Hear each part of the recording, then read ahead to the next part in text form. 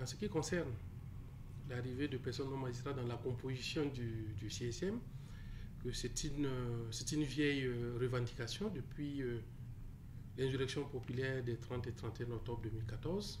Il y a trop de corporatisme au niveau de sa composition qui ne lui permet pas d'avoir un fonctionnement efficace et efficient pour pouvoir régir le secteur de la justice. Sinon, ce n'est pas qu'il y a des irrégularités.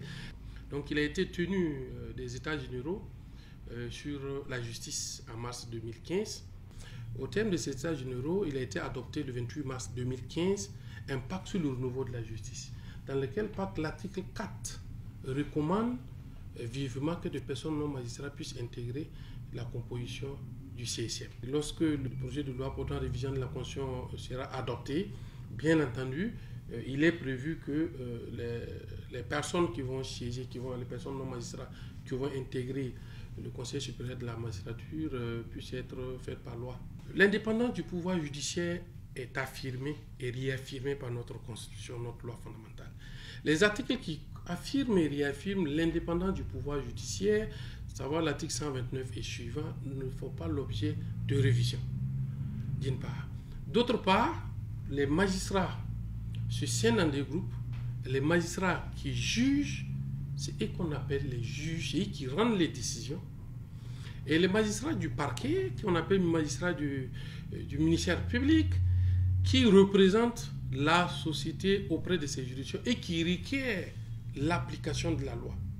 Et bien entendu, le pouvoir exécutif a aussi une vision en matière de justice. Il y a une vision en matière, il y a une politique en matière de justice. Il va de soi entre celui qui représente la société au niveau des juridictions et celui qui sera chargé de mettre en application la politique en matière de justice du gouvernement, qu'il y ait une interaction entre ces deux personnes pour plus d'efficacité.